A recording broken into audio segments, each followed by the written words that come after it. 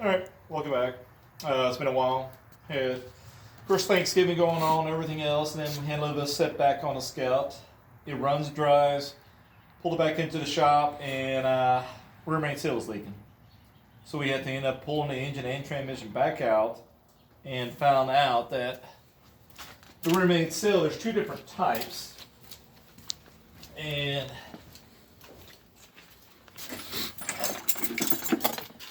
if you get the one from O'Reilly's, it's like this.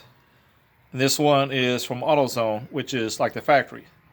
So I used initially the one from O'Reilly's, and when I installed it, I ended up nicking, I think it was right there, part of on the crank.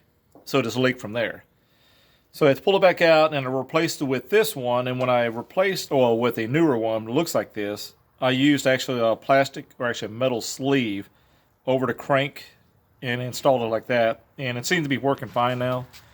So I don't know why AutoZone and O'Reilly is still different ones, but so it's all back together. As you can see, I mean, the engine's all clean. We actually installed a aluminum radiator that we had bought. My son wanted, to have that once we went back together. Started working on electrical issues, got all the lights to work. Surprisingly, I think even the reverse light works on it now. Clean up the interior, put everything back, got the gauges, has good oil pressure. Not sure about the temperature, it's not working yet. Surprisingly, the fuel gauge does work, has actually a new fuel sending unit in there, but the gauge does work. Clutch seemed to be fine. There's hesitation in the carburetor when we drive it. And I rebuilt it once, and I think it's like the power valve or something's messed up on there. So O'Reilly's had a special again, Frost 15% off. So I went ahead and ordered a new carburetor. And hopefully that'll be in this week. So I'm just going to swap out the carburetors, and hopefully that'll fix the problem. Only thing left on this now would just be the body work, which we'll decide what he wants to do. Still have the 78 Scout in the shop getting painted, so we'll see how that turns out. But as you can tell, I mean, it does have quite a bit of rust at the bottom. So, but like I said, if you want to look at back over here, I don't know why people do this, but on like 77 and earlier year models, the light housing is actually it's all like one piece, and so people will just sit and cut it and remove that. But if you follow the wire, it actually goes down and it plugs in, so you can just easily unplug it and pull out the thing. But anyway, someone cut this, but luckily I was able to find, we had some of these, and it was easy enough to wire it in. So actually the brake lights, the reverse light, running lights, all that work on there, so I was pretty happy about that. Only thing I need to do on lighting is get the license plate light to work. I just got to trace down the wiring. I think this was for trailer lighting, but otherwise, I mean, it's pretty well complete. So we'll just let him decide what he wants to do. In the meantime, over Thanksgiving, we picked up another Scout SS2 from Texas. I brought it home, and of course someone had some aftermarket seats and stuff in there. It was missing the inner, what's called a door, the door inners. That one was in. Someone had a piece of 2x4 here.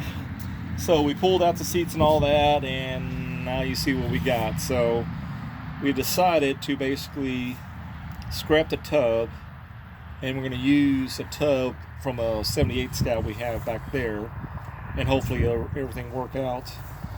But luckily the engine does run. I was surprised. Did a little tune-up on there the other day. Changed out the plugs, plug wires, which half of them weren't even on. Fuel filter, cap rotor, just cleaned up the carburetor, and it runs great. Now it does have exhaust leak because the pollution pipe right here, as you can see, it's rusted out. So plan is I always like to pull these things off and just plug up those things, the hose. When it runs, so next step on this one, the ignition switch is not working on the steering. So what I end up having to do, they said it's locked up to this point. So I got a steering column out of that one. I'm going to pull and replace that. In the meantime, I I had a problem with it getting fire to the coil.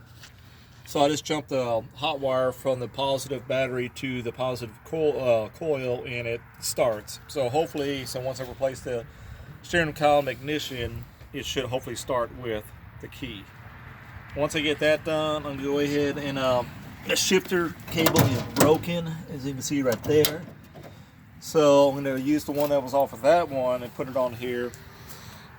And the plan is I just want to see it drive. Runs and drives. Okay, now we know we get a good drivetrain, which it does have 373 gears, which is pretty good. But as you can see, the floor is gone. So once I get it running, driving, we're gonna go ahead and pull the tub off, clean up the frame and everything else, grab the other tub from the other Scout, replace all the body parts that are rusted on it, and hopefully get my SS2 up and running. So as you can see, someone wrecked it up front, but it does have the factory worn winch, which I like. But it is the winch bumper's all bent out. Hopefully I can straighten that out, cut this off, because I don't like that. But I'll probably end up using a front clip off of the brown Scout and put it on here. And then, like I said, we have that other Scout, we use the tub off of that. But that's about it. Any questions, Blaze? No. Alrighty. Thanks for watching.